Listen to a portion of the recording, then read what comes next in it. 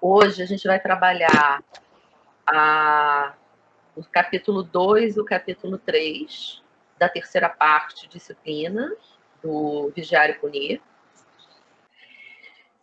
O que a gente começou a trabalhar na semana passada, né? A gente começou a falar sobre o Vigiar e Punir, né? Mais especificamente o capítulo, a terceira parte, e falamos sobre o capítulo 1 da terceira parte, né?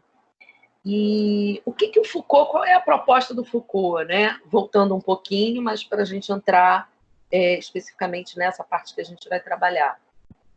O Foucault, ele faz uma reflexão sobre a relação saber-poder, né? Usando alguns livros, né? O Vigiar e Punir é um livro que ele trabalha muito isso, né?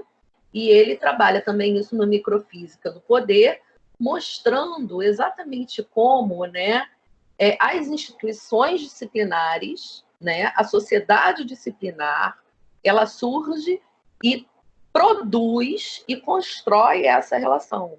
Não é à toa que é exatamente nesse momento que a gente tem todo um desenvolvimento, inclusive, das ciências humanas, né? A partir dessa observação do homem, essa produção desse sujeito observável nessas instituições disciplinares. E isso é um pulo do gato para a gente compreender o pensamento do Foucault, né? Porque ele pensa as instituições disciplinares, ele pensa a sociedade disciplinar, ele pensa a prisão, né? A loucura, a escola, para compreender a produção desse sujeito.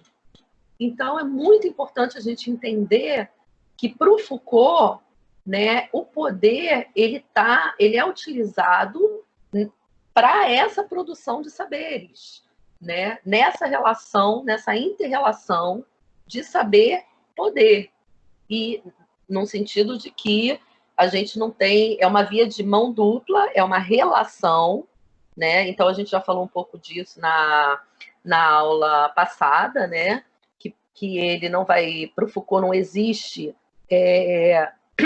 um poder centralizado, né, num Estado fora, né, dessa relação, né? Ele é circular, né? E é por isso que ele fala de micropoderes, né? Só para a gente entender exatamente aquilo que o Foucault está buscando pensar, porque senão a gente vai falar assim, o que o Foucault estuda? O Foucault estuda a prisão, o Foucault estuda a escola. E, não, o Foucault estuda a prisão e a escola, sim, mas para compreender o quê? A produção do sujeito, né? E que no Vigiar e Punir ele vai falar desse trabalhador, né? Que é dócil, né?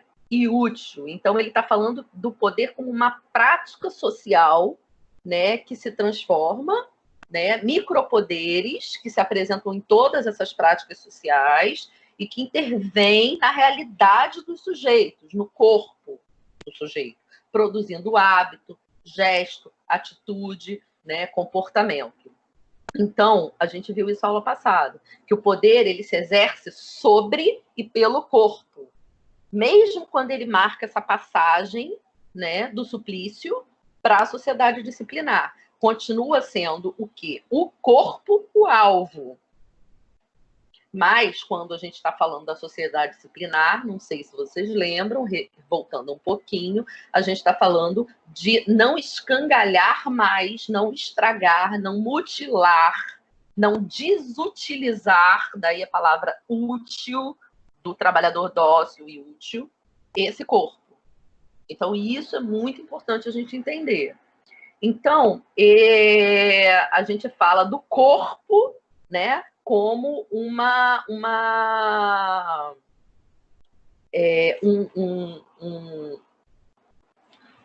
alvo, né, e o poder como sendo, ele vai se exercer e ele vai ser essa tecnologia política do corpo. Por isso que ele fala de tecnologia, não é tecnologia igual o iPad, o celular, o computador. Né? São formas de tornar aquilo com maior efeito, né?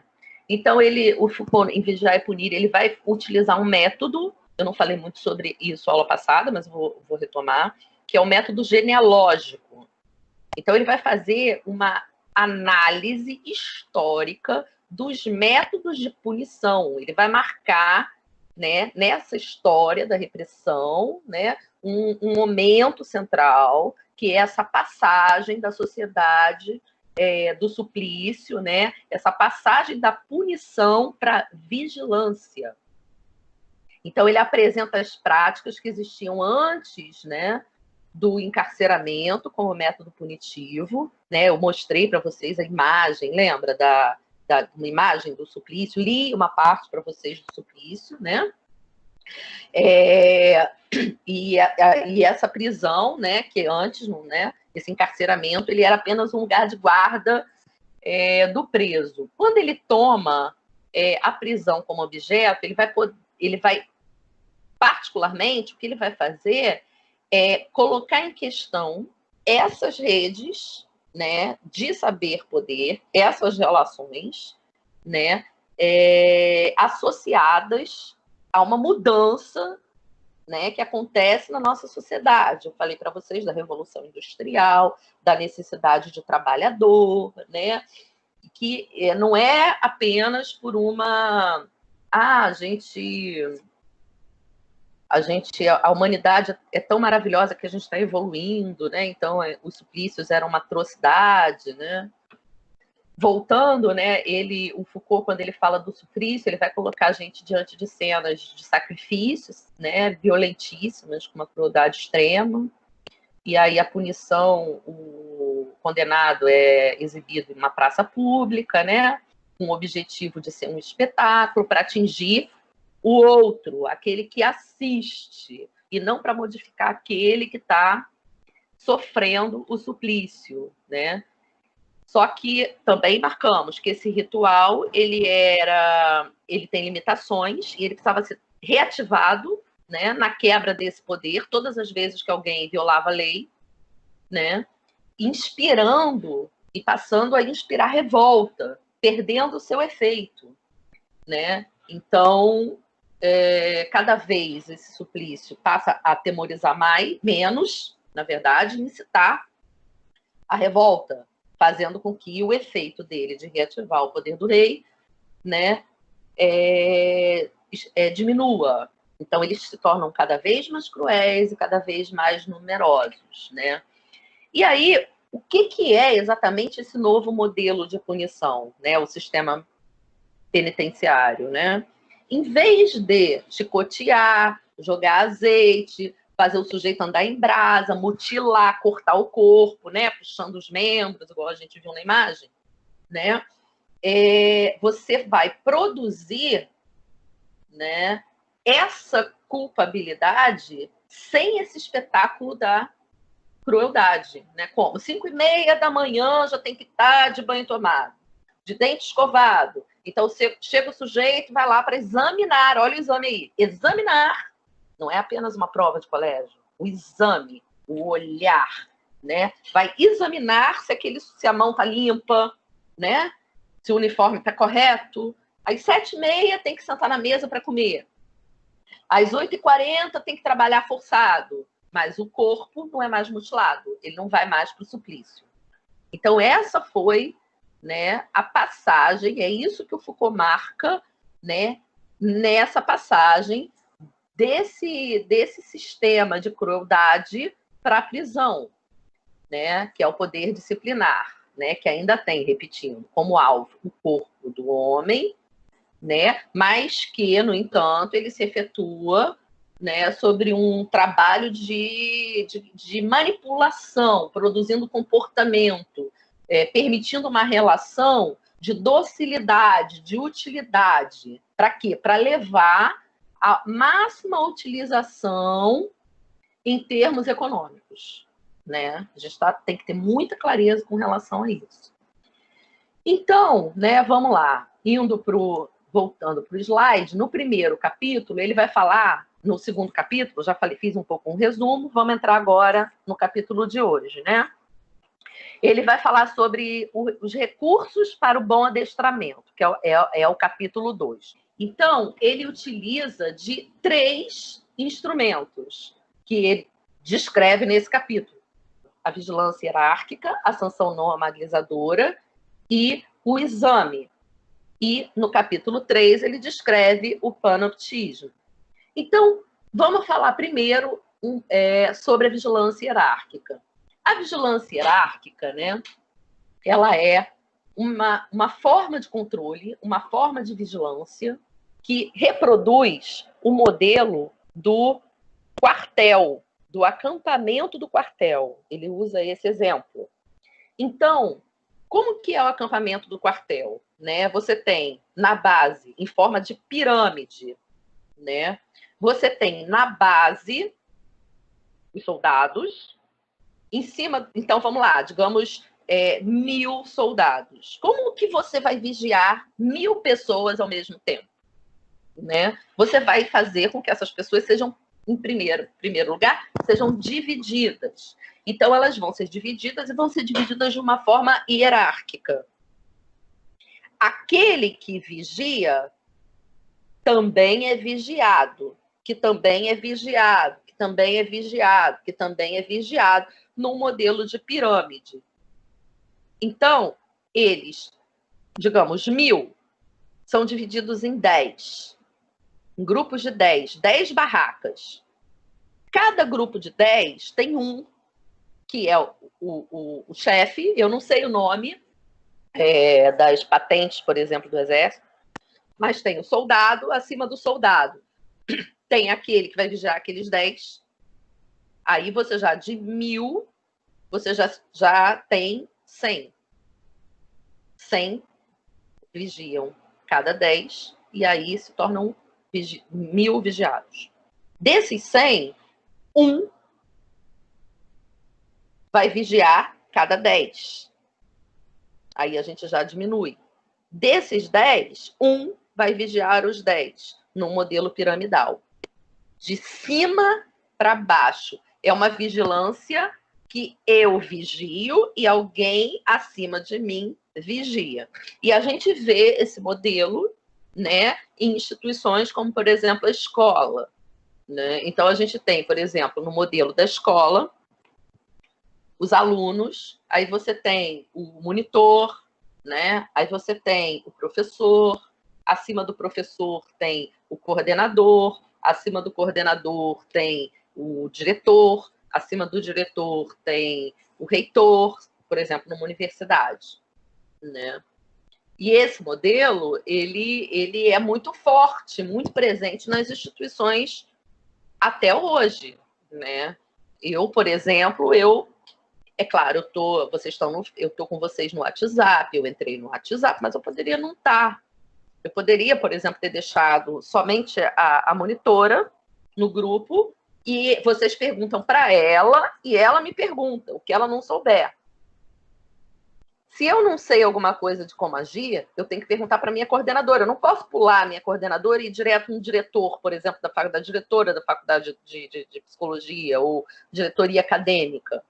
Né? Como ele também, ele não vai direto num CEO da universidade.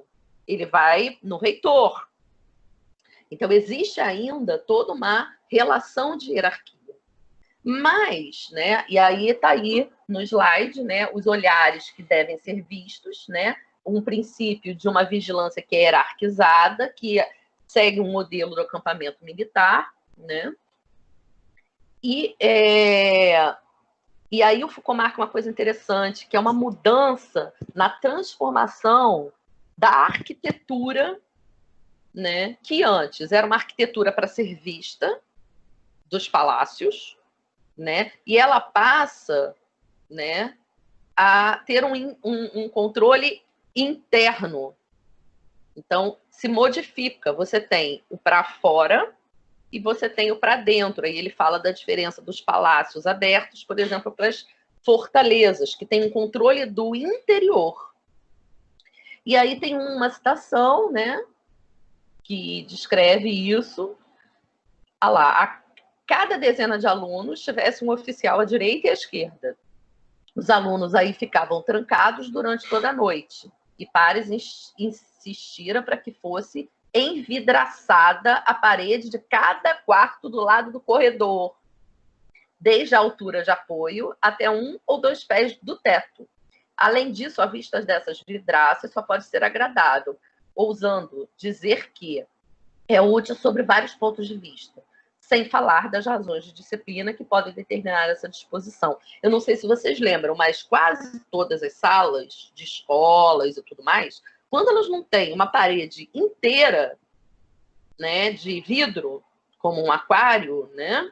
E normalmente essa parede de vidro ela fica nas costas dos alunos. Quando a sala de aula tem uma parede de vidro, o quadro fica, na maioria das vezes, na frente. Raramente são ao lado. Por quê? Porque o professor que está virado para o vidro, ele vê se alguém passa. Mas o aluno, ele não vê. A altura também. Muitas salas de aula tem tablado, para que o professor possa olhar todos os alunos de cima. Isso é tecnologias ainda de resquício de uma vigilância que é uma vigilância hierárquica. Porque ao mesmo tempo que o professor ele vê, né, da mesma maneira, um diretor, por exemplo, um coordenador, ele pode passar nessa janela de vidrinho que tem nas portas das salas de aula, né, na maioria, pelo menos isso na maioria tem, e ele olha para ver o que está acontecendo lá dentro. Ele está vigiando não apenas os alunos, ele está vigiando o professor, porque é nessa hierarquia. Né? Porque se estiver tendo uma bagunça, ele não vai entrar na sala e falar assim, fulano, por que você está falando? Ele vai falar, professor, chega aqui um minutinho, o que está acontecendo na sua sala? Que fulano tá bagunçando. Então é muito claro, né? E é uma vigilância que ela é corpórea. E isso é muito importante de vocês entenderem. A vigilância ser corpórea. Isso é importante por quê? Porque é onde ocorre a falha. Por ser corpórea, quando a pessoa não está presente, o vigilante, ela é interrompida. Por exemplo, se eu dou uma prova para vocês e estou eu vigiando vocês, né? Tá todo mundo vendo que eu estou olhando, ninguém cola. Só que aí eu pego e viro de costas para pegar alguma coisa na minha bolsa. Nesse momento que eu tiro o olhar de cima de vocês, qualquer um pode virar, pegar, olhar alguma coisa, olhar a prova do colega, né? É uma falha. Porque naquele momento a vigilância é interrompida. Se eu, por exemplo, peço para minha estagiária tomar conta e saio, ela está lá. Aí vocês podem falar, poxa, mas ela não é a professora, né? Ela também é aluna. Mas ali, naquele momento, ela está numa posição de hierarquia. Numa posição em que vocês, pelo menos, vão ter medo de colar na frente dela, mesmo ela sendo colega. É daí que a gente diz que a maioria da vigilância hierárquica, ela é dos seus próprios. A minha coordenadora também é professora. Ela é minha colega, assim como o monitor também é colega de vocês. Então, ela está dentro de uma posição, mas ela não está no mesmo nível hierárquico. Porque ela, mesmo ela não né, ela é colega, mas quando ela é monitora, ela está num lugar diferente. Então, é muito importante que vocês entendam isso, né? Então, vamos lá. A sanção normalizadora, né? A sanção normalizadora é esse que o Foucault vai dizer, né, como um pequeno mecanismo penal que funciona no interior das instituições, com normas e regras próprias, né, que são infrapenalidades, né, que nas instituições disciplinares são castigos físicos, privações, humilhações, né, e micropenalidades, né, que estão relacionadas ao tempo, à atividade, à maneira de ser do corpo e da sexualidade. Tá, eu vou ler a pergunta da Gabriela. Professora, quando você disse no começo da aula que esse poder é uma prática social, eu fiquei me perguntando se é possível uma sociedade sem exercícios de poder. Você está falando especificamente desse tipo de exercício de poder, né? Ou de qualquer tipo de exercício de poder? A gente tem que pensar, porque a gente, como eu falei para vocês, a gente tem a sociedade disciplinar se fortalecendo e se construindo no final do século XVII, início do século XVIII. Então, a gente está falando de 300, 400 anos aí.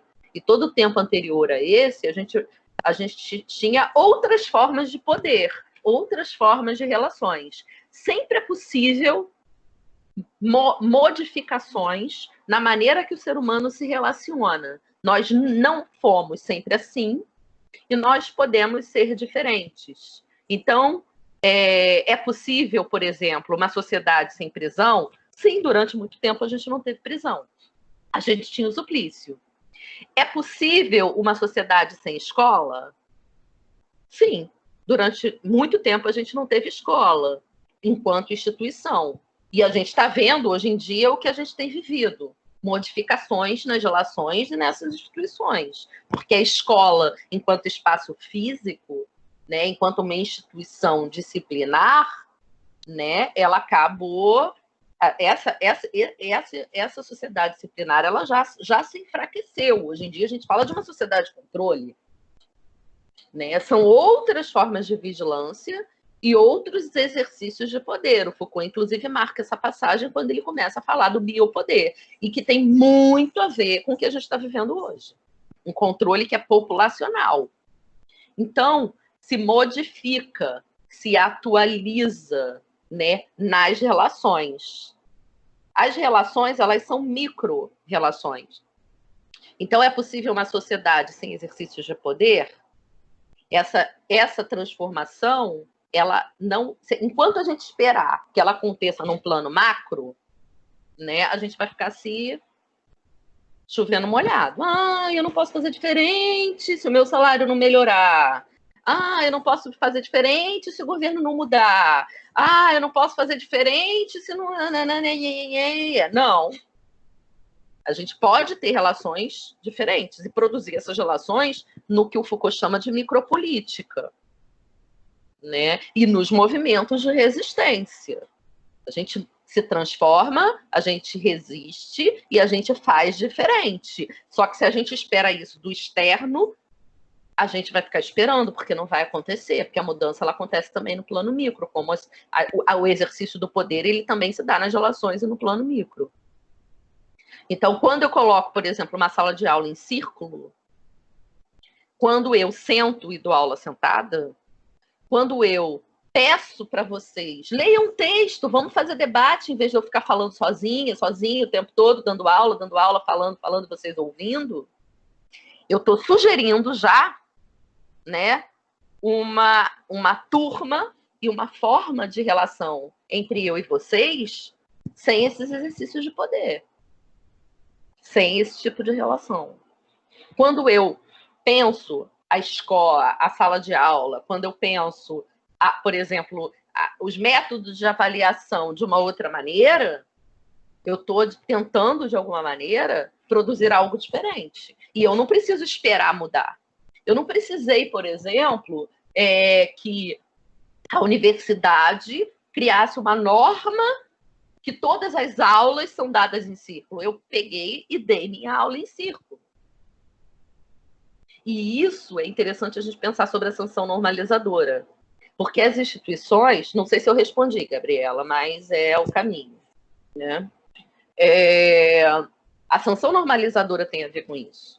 Por quê? Porque dentro das instituições, né, nós temos mecanismos penais que são das instituições, que são regras da instituição. Então, por exemplo, necessariamente, eu assino ponto, né? Eu preciso dar 2 avaliações, né? Quando a gente está no método, estava lá no presencial antes da pandemia, né? Eu seguia um modelo de prova, que é um modelo definido pela instituição. Faço tudo certinho dentro das regras. Faço cobro presença. Então, existe esse micromecanismo penal, existem regras, né, dentro da instituição que, se elas não são cumpridas, né, é possível penalidades, tanto para os professores, tanto para os coordenadores, como para os alunos. Né? Se vocês observarem, gente, vocês devem ter vocês não devem ter, não, vocês têm um guia de aluno que vocês recebem, acho que quando vocês são calouros, deve estar no portal do aluno. Nesse guia você tem deveres, né? E você tem direitos como aluno. Mas no manual do aluno tem isso. Se vocês observarem, existe, em última instância, né, possibilidades de penalidades. Estão lá.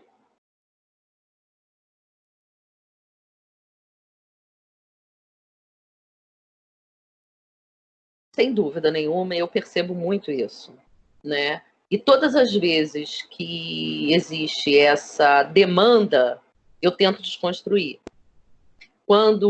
É porque, infelizmente, né, a gente não está podendo ter essa experiência, né, das aulas em círculo, para eu forçar mais a barra para que seja mais dialógico.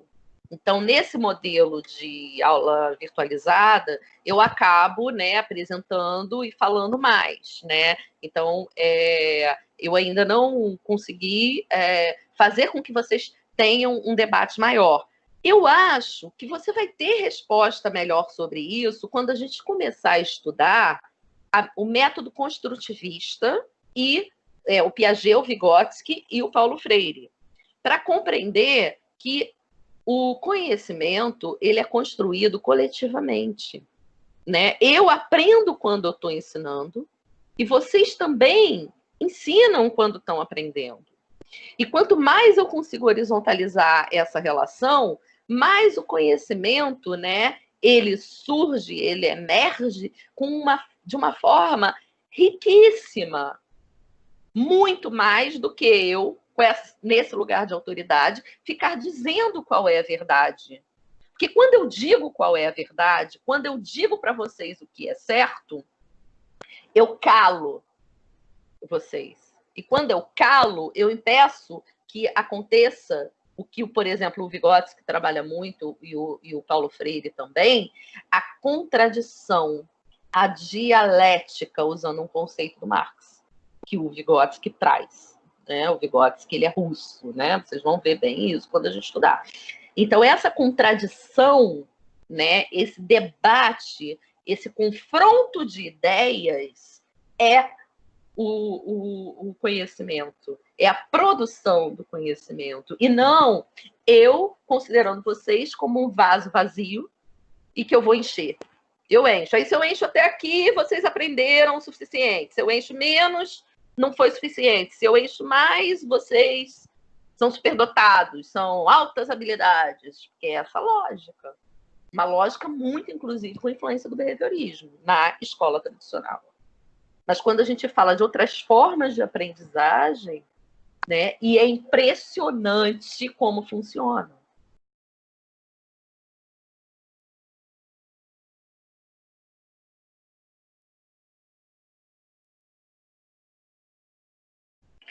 Vocês são, como a palavra do próprio Foucault usa, regras para o bom, recursos para o bom adestramento.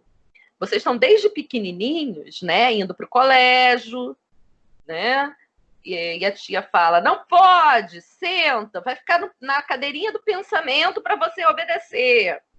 A gente está sendo assujeitado, a gente está sujeito a essas relações, mas essas relações, como o Foucault fala, são vias de mão dupla. Elas são possíveis de resistência, né? É difícil acreditar.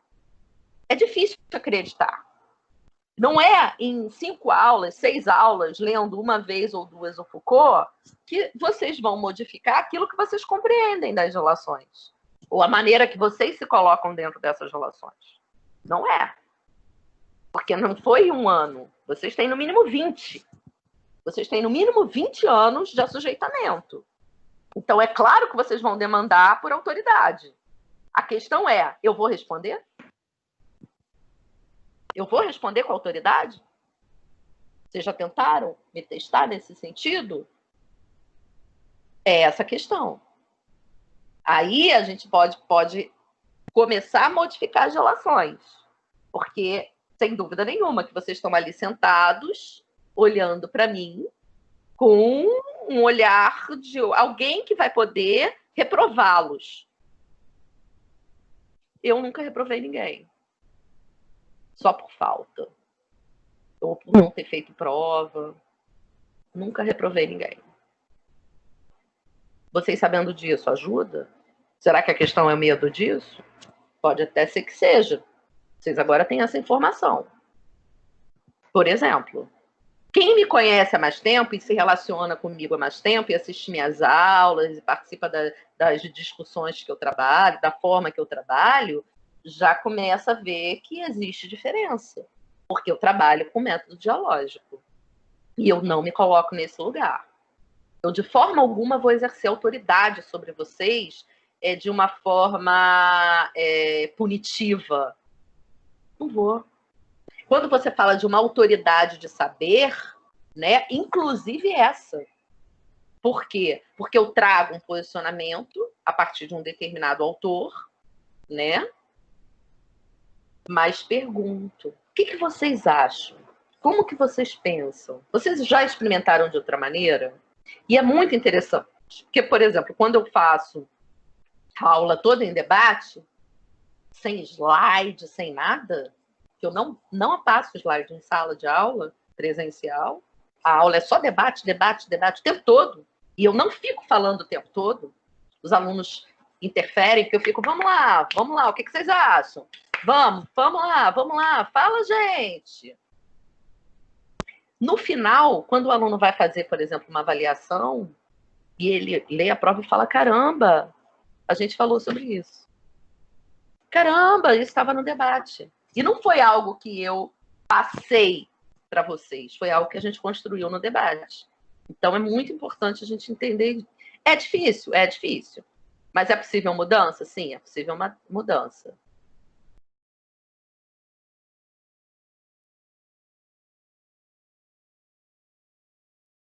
Porque vocês estão falando de uma relação hierárquica. Vocês estão falando de uma representação que ainda segue um modelo que é um modelo de hierarquia. O que o Foucault vai marcar, e aí eu não queria pular, mas aí vocês já estão indo, né, por esse caminho, depois a gente até fala mais sobre o exame. Então, o que eu queria mostrar é que não necessariamente essa forma de vigilância ela precisa estar dentro dessa estrutura. Porque eu posso não ter essa estrutura de vigilância, de ter alguém corpóreo, né, algum representante, um monitor, um professor, ou um coordenador que vai vigiar vocês. Vocês querem ver um exemplo, né, de um modelo que tem a ver com panoptismo e que a gente está vivendo hoje? É a questão das pessoas que estão vigiando outras quando elas saem de casa. Isso está acontecendo o tempo todo. As pessoas estão no mesmo nível hierárquico. Elas não são, por exemplo, policiais, agentes de saúde, guardas municipais. É uma pessoa que está no mesmo nível hierárquico de você, que filma e que vai lá e diz, você não devia estar na rua, todos se vigiando. Isso já tem a ver com o que a gente vai falar mais para frente do panoptismo.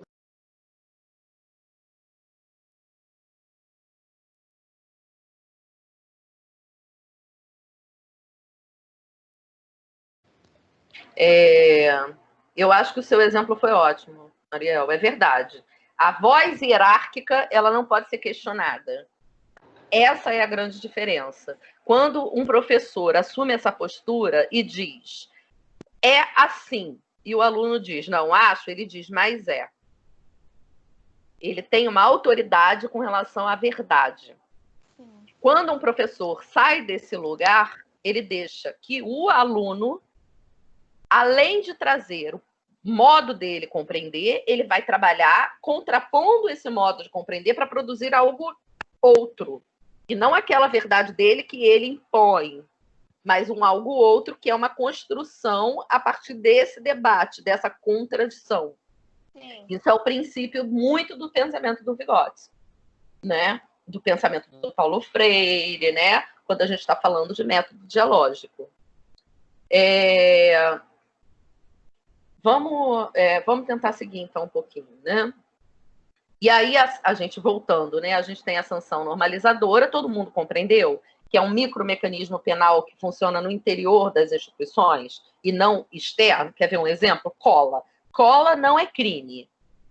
Né? Se você pegar e colar na minha aula, o máximo que pode acontecer é algum tipo de punição no interior da instituição. Eu tiro sua prova, né? Te dou 0, né? Dentro dessa estrutura hierárquica que a gente está falando. Mas, por exemplo, plágio é crime. Ele está dentro de um procedimento que está fora da instituição. Ele também faz parte de dentro. Roubar é crime. Você pode roubar dentro da instituição. Mas ele está dentro de um sistema penal que está fora da instituição. Existe essa diferença.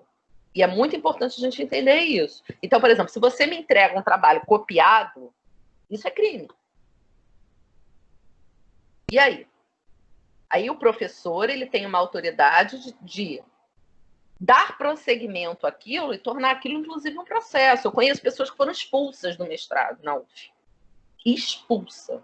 Perdeu bolsa, porque plagiou. Mais gravemente, na época que eu estava lá. Então, já deve ter acontecido outros. Eu tenho 2 exemplos da época que eu fiz mestrado, doutorado na UF. Plagiou e publicou, foi para um congresso, apresentou um trabalho, e parte desse trabalho tinha cópia de um artigo de uma outra pessoa. Esse trabalho, ele foi para o anais do evento, né? Essa pessoa achou, a autora, fez uma denúncia na UF, né? E a pessoa foi jubilada, perdeu a vaga. Um outro caso, na mesma época, foi de um trabalho de fim de curso.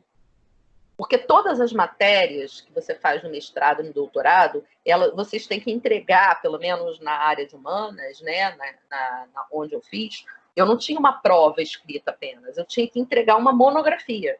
Esse trabalho que vocês fazem no final, esse TCC, a monografia, de mais ou menos 30 páginas, todas as matérias do mestrado tinham que produzir uma coisa assim, um artigo. Professores que eram menos, 18 páginas, mas mais ou menos isso para o professor. Uma aluna entregou para uma professora de uma matéria um trabalho com plágio. Essa professora foi em instâncias superiores, né, que no caso foi uma reunião de colegiado, colocou a situação, e aí eles decidiram que, como ela não publicou externamente, ela teve o direito de sair. Pediu, você sai, pede para sair, porque senão a gente vai te expulsar. Se a gente te expulsar, você não consegue mais vaga em lugar nenhum. Fazer mestrado em canto nenhum, porque ninguém vai aceitar um aluno que foi expulso por plágio. O outro, que publicou externamente, como foi para fora da instituição, o mecanismo teve que ser outro. Ele precisou ser expulso e sofrer um processo. Essa menina foi só dentro. Então, essa pessoa, ela foi pediu para sair. E aí ela pôde entrar em outro programa, tentar a seleção para fazer mestrado em outro lugar. Como se ela não tivesse gostado. E ficou tudo ali dentro. Mas teve uma punição, mas que foi interna. E aí, quando o Foucault fala da punição disciplinar, né, eu acho que o mais importante da gente compreender é que o castigo ele tem um duplo. Ele, além de ser, né, ligado a esse regulamento, né, você descumprir um regulamento interno, ele também é um castigo ligado à sua classificação dentro de um grupo. Então, por exemplo, um aluno não copia o dever de casa porque ele faz bagunça. Ok.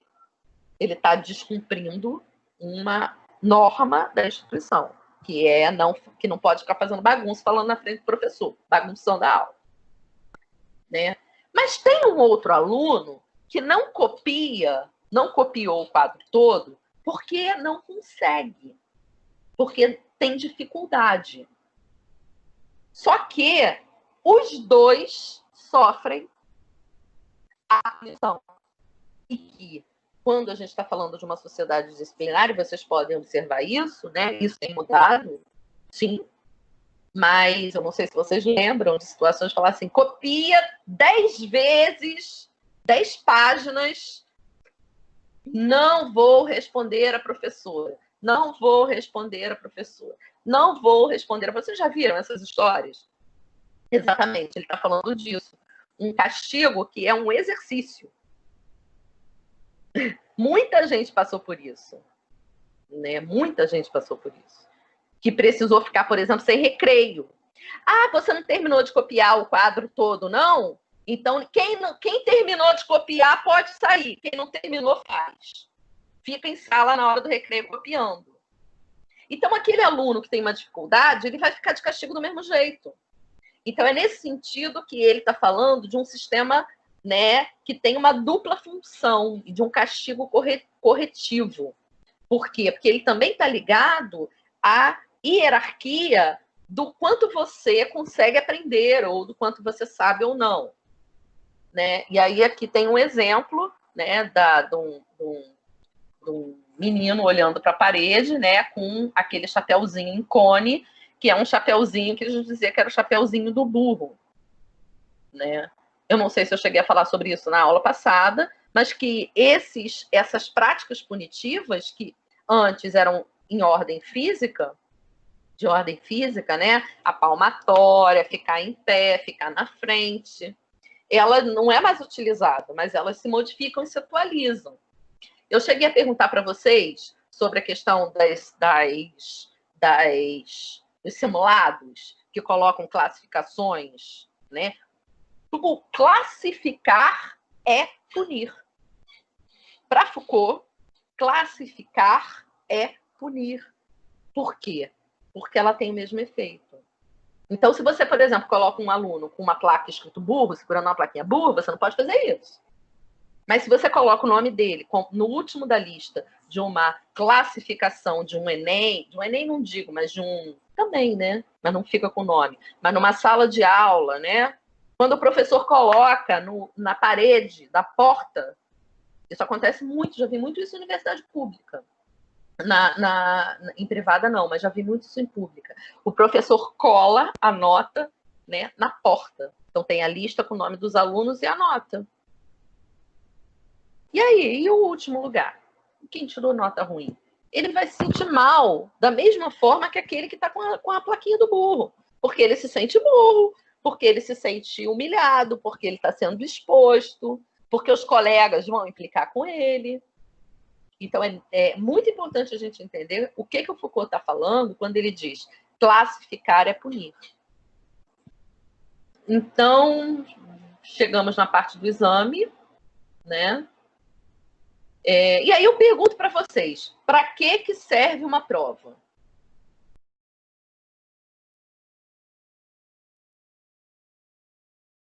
A gente tem, né? Pois é, tem a ver com vigilância, né? A gente muitas vezes diz assim, quando eu pergunto, para que serve uma prova? O pessoal fala, para você avaliar o quanto que os alunos aprenderam. Será que realmente vocês conseguem, numa prova, às vezes, múltipla escolha, mostrar isso para o professor, o que vocês sabem? Né? Então a gente fala, existem muitas formas de avaliar. Né? Não necessariamente a prova é a melhor delas. Para treinar, competição, para treinar, teve a Beatriz disse, competição, para treinar vocês, né? Porque vocês vão ter que fazer Enem, vocês vão ter que fazer NAD, vocês vão ter que fazer concurso público, então vocês precisam se treinar para isso. Por que tem países que não têm Enem e que crianças fazem prova? Quase todos. Que o acesso à universidade ele é garantido, independente de Enem. né, tem emprego, então não tem esse desespero que nós temos aqui de fazer concurso para poder ter um trabalho. Por que tem prova? Porque a prova é um dos instrumentos da escola de exercício de poder. É uma ferramenta, como o Foucault está dizendo, que vai combinar a hierarquia e a sanção. Né? Ele vai ligar esse saber a esse poder, como estavam falando mais cedo. Ah, mas você vai dar nota. Por que que o professor precisa mensurar em número aquilo que o aluno produziu?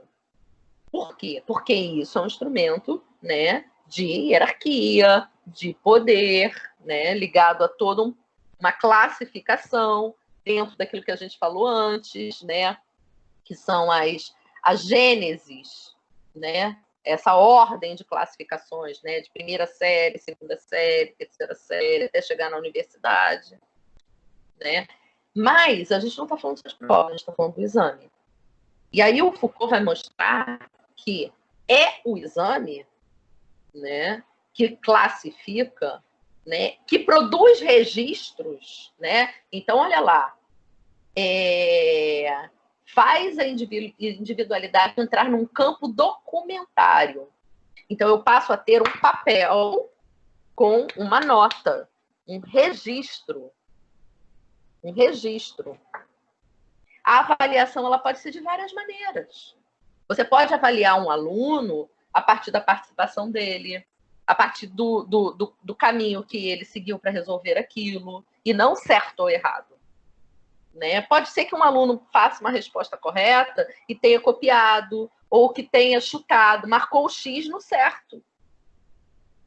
Não necessariamente ele está mostrando aquilo que ele realmente sabe. Né? Mas eu não estou nem só questionando a questão da prova, porque a prova ela é um instrumento, porque ela vai classificar, ela vai produzir, por exemplo, a ideia da meritocracia, porque você sempre quer tirar uma nota boa, né? Porque é a partir da nota que vai definir se você tem mérito suficiente para ser considerado melhor do que o outro, né? Porque individualiza. Olha só, se você está lá fazendo sua prova, e aí o seu amigo te pede ajuda, você vai lá e passa a cola para ele, o professor pega, os dois são punidos. O que você aprende com isso? Você não pode ajudar o coleguinha. Isso é o quê? Produção de uma individualização. E vocês têm que entender que quando o Foucault fala de exame, ele não está falando só de prova, ele está falando do exame. Ele está falando de você se debruçar sobre o outro, observar o outro, classificar, comparar, identificar, registrar. Porque foi a partir disso que se produziu o que nós temos hoje de ciências humanas. As ciências humanas, elas surgem aí. Elas surgem no interior das instituições. Então, não é a psicologia e a psiquiatria, né, que surgem e que definem aquele louco ou aquela loucura. É a loucura que, quando é confinada, é examinada e é produzida num outro lugar, por exemplo. Então, assim, é a constituição desse objeto descritivo que permite essa comparação, né, e essa normalização, né? Tem um livro do Canguilhem, que é muito importante, que o Foucault também utiliza bastante a leitura do Canguilhem. O Foucault foi, inclusive, aluno do Canguilhem, que é o normal e o patológico. Né? É a definição dessa linha e dessa fronteira. O que está aqui dentro da fronteira está normal. Se está para fora dessa fronteira, está anormal. Então, por exemplo, se você sabe mais do que você deveria, se você tem capacidades maiores do que aquela que são definidas dentro dessa estimativa dos desvios, dessa fronteira, você é colocado altas habilidades, superdotação. Se você sabe menos, você tem algum déficit, né? Você tem um atraso no seu desenvolvimento. Então, faz de cada indivíduo um caso e transforma esse indivíduo em objeto de conhecimento. E é esse objeto que sendo observável, ele é descrito e produz todos esses conceitos que a gente trabalha e surge as ciências humanas, principalmente essas radical PC, nesse momento. E é muito importante a gente compreender isso.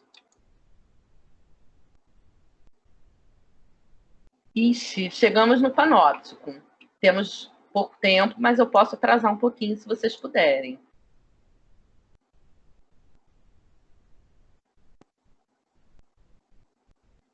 Eu que ia falar sobre isso, né? Então, Sharon, como se, eu pensei que porque eu pensei que não ia ter a foto da ideia do panoptismo. Mas, como pode ver, é um círculo e onde tem uma torre de vigia no meio. Isso. E os internos não. Todo mundo olha para o meio, mas não consegue olhar para o lado, porque tem uma parede que dá a ideia de que você é vigiado o tempo todo e não pode vigiar o outro. Eu tive uma experiência há um tempo atrás de uma internação clínica, uma clínica de reabilitação. E, não era um círculo, mas só que todos os leitos eram virados para onde seria a enfermaria, no caso. É modelo para manter o controle. E não era só isso. A gente, obviamente, devia ter o quê? Uns 100 internos. E não tinha monitor para todo mundo. Mas tinham câmeras, a gente tinha horário. Tinha horário para fumar, tinha horário para acordar, tinha horário para tomar café. Se não tomasse o café às 7h30 da manhã, você ficava até a hora do almoço sem comer. Porque não tinha como você... não tinha como colocar comida para um, abrir exceção para um e não abrir para outro. Então, se você não comesse, você ficava sem comer. Tinha muito isso. E também os quartos, eles tinham uma distância uma do outro para ter um individualismo, mas só que todos eles eram controlados por esse centro de enfermagem, que seria, no caso, essa torre de vigia. E eu achei muito engraçado que, mesmo não sendo uma prisão, né, no caso, eles sempre colocavam isso na nossa cabeça, que a gente não estava ali numa prisão, que a gente estava ali para se tratar, a gente tinha essa coisa da prisão, né?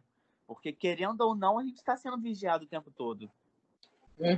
E tem muito isso, não vejo também né, em clínica de reabilitação, mas eu também estou vendo que cada vez mais a nossa arquitetura é voltada para o interior e não para o exterior. Sim. Os nossos prédios estão cercados por muros altos. A gente praticamente não vê mais casa de muro baixo. Por quê? Porque é perigoso. Vai que um bandido entra. Vai que alguma coisa acontece. Pois é, mas aí tem uma coisa interessante. Olha só que coisa interessante que eu ouvi uma vez. Eu ouvi uma senhorinha que era mãe de uma menina que foi minha amiga de rua, né? Eu moro no mesmo lugar até hoje. Me mudei, mas voltei para a mesma rua. E outro dia eu encontrei com ela. E na minha época, a rua ficava cheia de criança. A gente não ficava dentro de casa. Os muros eram mais baixos, ou eram grades vazadas, né? E ninguém ficava dentro de casa. A criançada ficava toda na rua brincando, né? E aí, o que acontecia? A rua estava sempre cheia. Hoje, a rua é um deserto. E aí, beleza, eu fui andando com ela, a gente indo pro ponto de ônibus, juntos. Eu falei, como é que estão as coisas, não sei o quê. Falei, que saudade daquela época, né? Hoje em dia as crianças ficam tão trancadas, a gente quase não vê mais criança na rua. Aí ela me disse assim, por isso que agora tá tendo muito assalto. Porque antigamente as crianças vigiavam a rua. Olha a fala, que interessante dela. Né? Porque é real. A gente fecha, a gente tem um muro alto.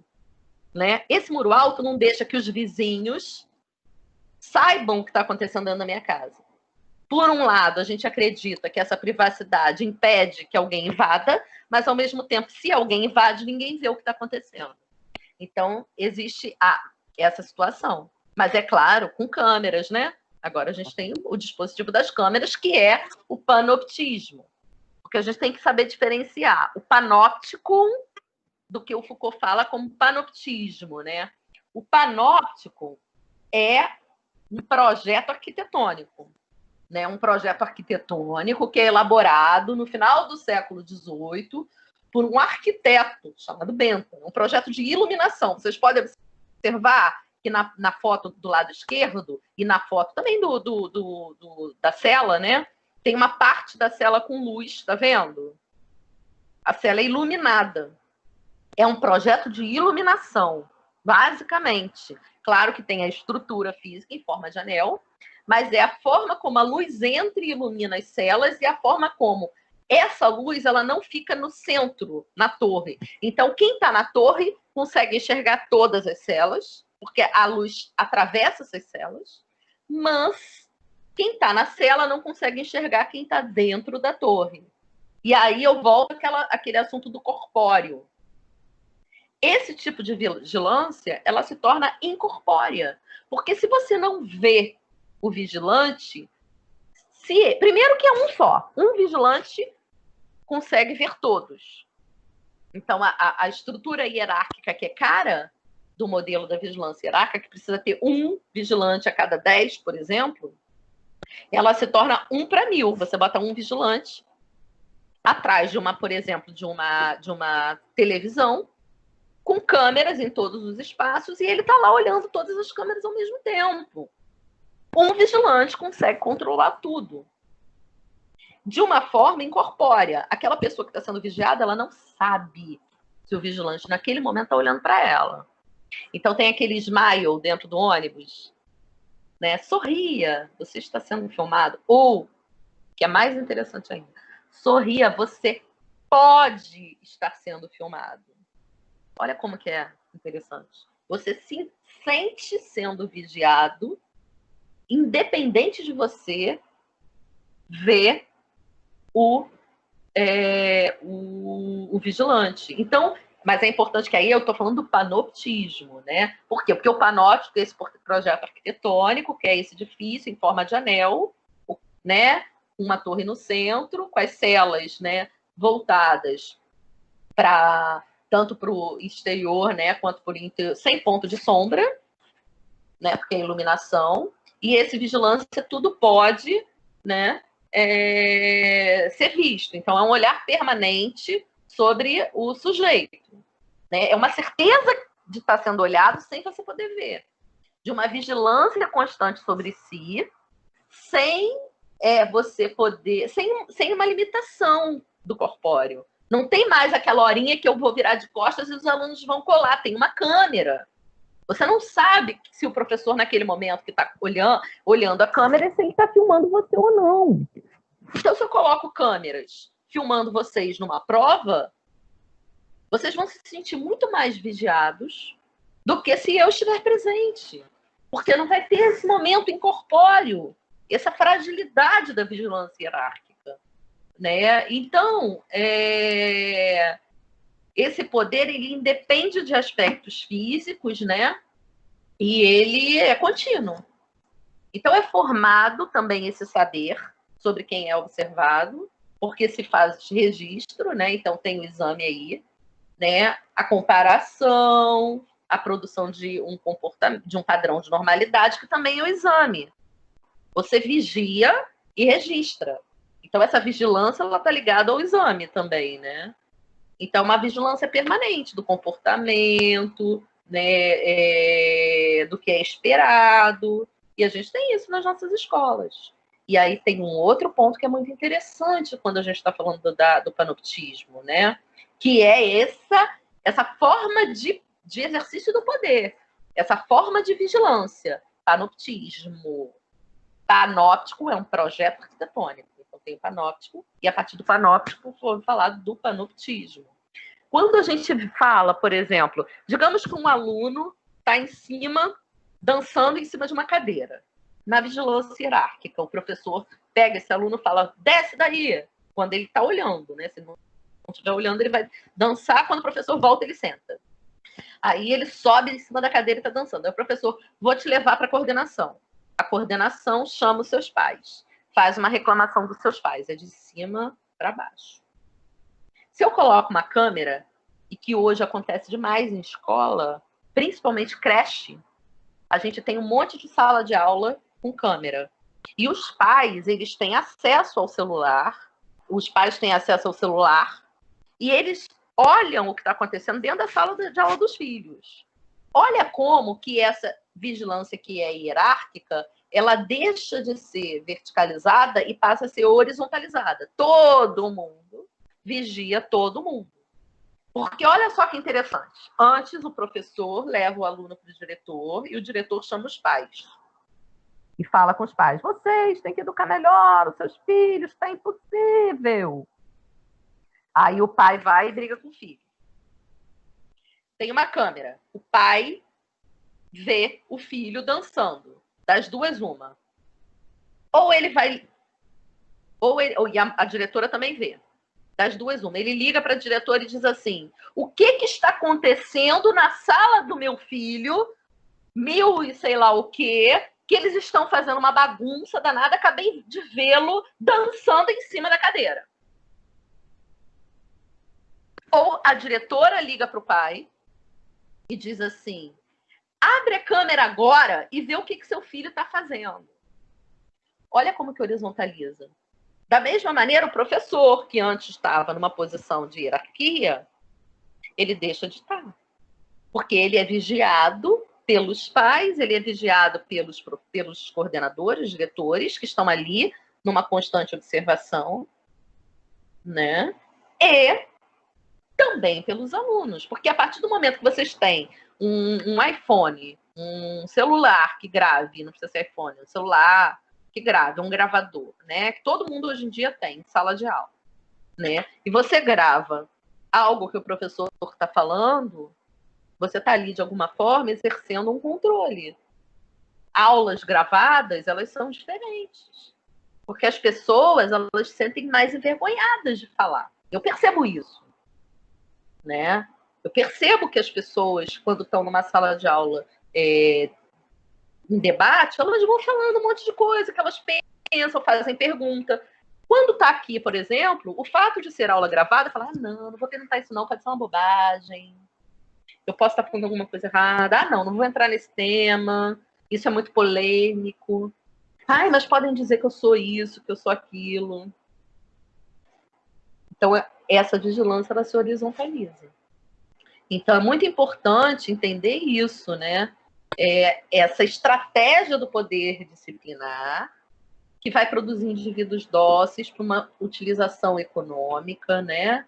É um poder que produz saber na medida que registra, né? Que age sobre o corpo do homem para adestrar, para normatizar, que se utiliza de técnicas, né? Como, por exemplo, comparação, separação, hierarquização, controle, e que vão dar material, origem, mais do que material, vão dar origem a um saber específico.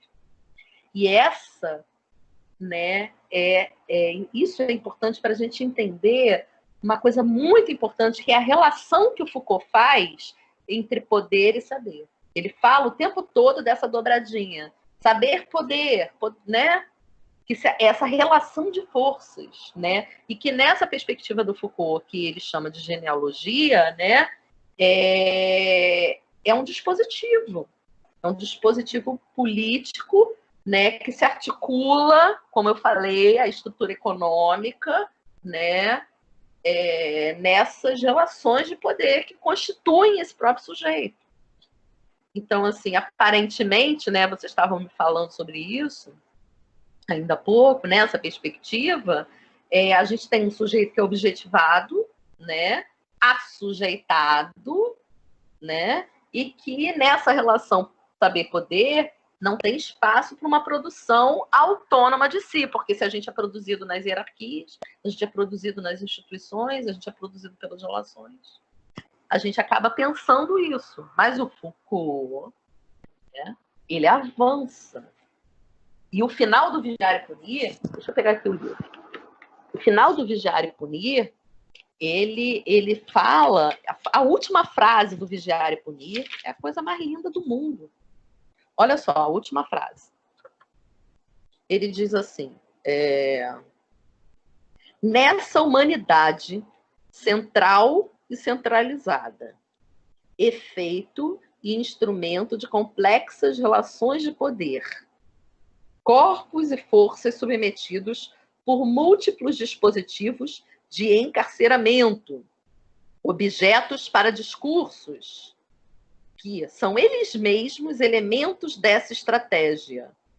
Olha como ele fala, temos que ouvir o ronco surdo da batalha. Então, ele aponta na última linha do Vigiar e Punir. Na última linha, ele aponta. Temos que ouvir o ronco surdo da batalha. Tanto é que o Foucault, né, quando se fala do Foucault, eu não gosto muito dessas divisões, mas didaticamente é importante, ele vai falar de 3 momentos do Foucault. Um primeiro momento que ele é a fase arqueológica, que ele fala da produção dos saberes, por exemplo, A Palavra e as Coisas, O Nascimento da Clínica, livros, né? Depois ele vai para essa fase que se falam que é a fase genealógica, que é, por exemplo, Microfísica do Poder, o Vigiar e Punir, em que ele vai estudar essa produção do eu. E aí, no terceiro momento, quando ele vai para a história da sexualidade, principalmente o 2 e o 3, principalmente o 3, ele vai falar do cuidado de si. Ele volta lá nos gregos para pensar as tecnologias, né, os exercícios de produção de si. E é lindo você perceber a possibilidade, né, de você escapar, né, e de você produzir algo que é uma singularidade. O conceito de singularidade, ele já é do Guattari, já vai indo para o caminho do Deleuze, né? E do Guattari. Quando você fala de uma subjetivação e de uma produção de uma singularidade, que é diferente da individualidade. É quando, por exemplo, o sujeito cai, rasga a calça e diz assim, não vou comprar outra, não vou consumir. Olha que grave. Vou usar a calça rasgada. E é o tempo todo, né, uma roda de captura e de resistência. De captura e de resistência. Ele rasga a calça, usa a calça rasgada. O que acontece? Se captura isso e começa a vender calça rasgada mais cara do que a calça sem ser rasgada. Você pinta o cabelo, né, e aquilo é um escândalo. Agora você paga 300, 400 reais para ir no salão descolorir e pintar o cabelo de azul. Sempre, né, resistências e capturas, né? Resistências e capturas. E isso de um modo geral, né? O tempo todo nessa roda. Então é um movimento, né? Um movimento. Não existe poder sem resistência. A resistência, ela não é uma reação ao poder. O poder, ele existe porque existe a resistência.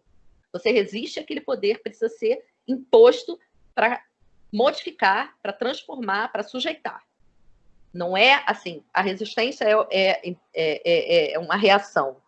O poder, ele também surge como reação à resistência. A escola, só para esse último slide, a gente tem separação por idade, hoje a gente tem uniforme, carteira separada, punição e recompensa, hierarquia professor-aluno, horário rígido, formação em fila, vigilância das câmeras. Né? Então, quando a gente pergunta quais são as tecnologias disciplinares descritas presentes na escola atual? Aí, eu acho que dá para a gente conseguir pensar e compreender e enxergar hoje em dia a sala de aula de uma outra maneira, entendendo melhor a função da prova, entendendo melhor a função das carteiras individuais enfileiradas, entendendo melhor o lugar, né, e o que se produz com essa hierarquia do professor, né?